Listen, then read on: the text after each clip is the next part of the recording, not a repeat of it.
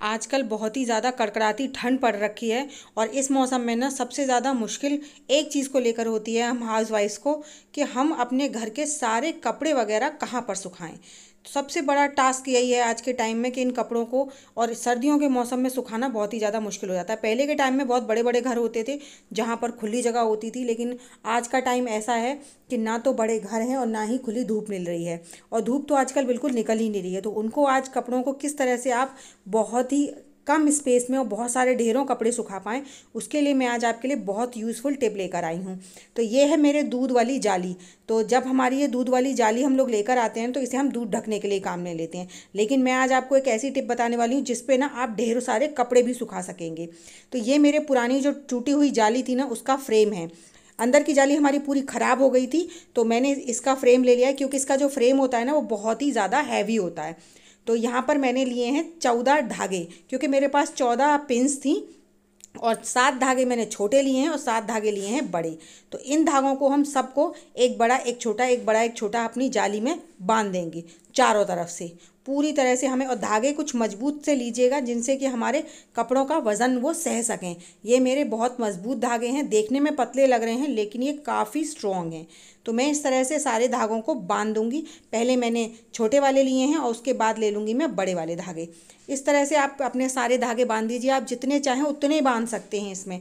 मेरे पास 14 पिन थी इसलिए मैंने 14 धागे लिए हैं। अगर आपके पास ज़्यादा पिन है तो आप ज़्यादा धागे ले सकते हैं। तो मेरे 6 जो धागे थे ना वो बंध चुके हैं, 7 धागे, और अभी मेरे 7 धागे और बचे हैं, तो उन्हें भी मैं इसी में अच्छी तरीके से बांध दूंगी। तो इस तरह से मेरे पूरे 14 धागे बंध गए हैं। अब इन धागों में ना हमें जो से कपड़े सुखाने वाली पिन होती हैं उन पिन्स को बांधना है। तो जितनी भी आप करना चाहें उतना कर सकते हैं।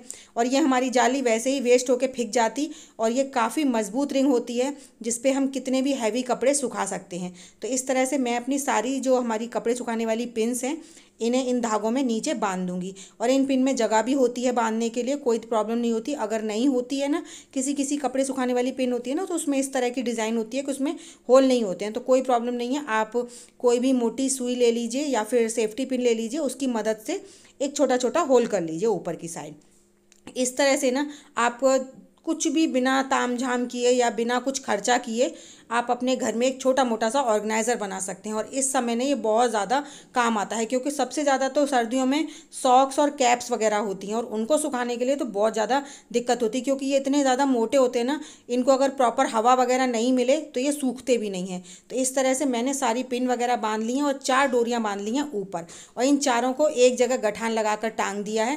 तो ये हमारे टांगने के लिए बन गया है। इस तरह से एक छोटा मोटा बिना पैसे खर्च किए हमने ऑर्गेनाइज़र बनाकर तैयार कर लिया है।